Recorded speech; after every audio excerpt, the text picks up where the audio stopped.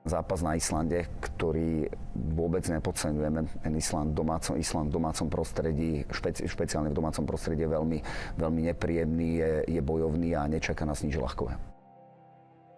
Tých zmien tam je viacej. Myslím si, že čo sa týka aj určitých playbookových vecí tam bude, pretože tie hráčky sa mierne zmenili. Nemáme jednu z najväčších osobností. Je to zásah, to zase nemôžeme si klamať. Myslím si, že viac rokov dozadu si nikto nevedel predstaviť reprezentačný tím bez Barči. Je to realita, Barča urobila rozhodnutie, my sme s ňou viackrát rozprávali, ale slúbili sme jej, že to rozhodnutie budeme rešpektovať, nebudeme sa v ňom vrtať.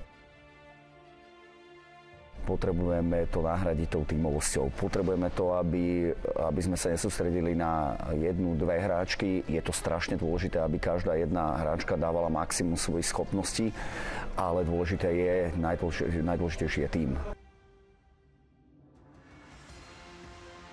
Kľúčové je to, aby hráčky mali správne pozície, dobré pozície v svojich kluboch, aby tie kluby hrali ťažké súťaže. Teraz ste spomenuli Ivanu Jakubcovú, ktorá hráva Španielsku ligu, hráva Eurocup. Máme tam Mimu Mištinovú, ktorá tiež urobila veľmi dôležitý podpis a hráva Španielsku ligu a hráva Euroligu. To pomôže každému a ja si myslím, že tam je to aj o sebavedomí, je to aj o tom, že keď hráčka urobí takýto prestup, tak už to svedčí o nejakej kvalite. Dostala sa do tímu, ktorý hrá úplnú špičku španielskej ligy. Sú tam ďalšie hráčky ako Rebeka Mikulášiková, ktorá hrá ťažkú poľskú ligu a taktiež Eurocup, ale nie je to iba o týchto troch hráčkach, je tam viac hráčok, ktoré urobilo veľmi zaujímavé prestupy a majú dôležité role svojich tímov. Tak teraz už viacej rokov je lídrom reprezentácie, momentálne sa stáva ešte takou dominantnejšou hráčkou. Ja si myslím, že na klubovej sfére tiež to dokazuje, ale aj na reprezentačnej. Takže áno, je to Teres, je to aj ona.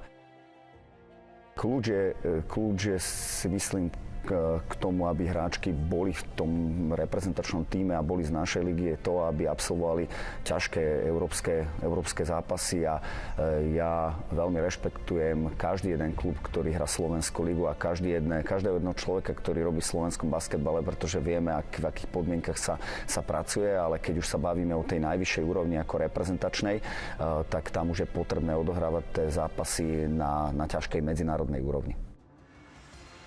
Momentálne sme nachystaní zabojovať o tú kvalifikáciu a to, aby sme postúpili na majstrovstvá Európy, ale je to zápas od zápasu a ten tlak. Ja si myslím, že tlak, či niekto cíti alebo nie, ja nemám úplne rád také veci, že či ako nemyslieť na nejaký tlak, ale ja si myslím, že tlak je súčasťou nášho života.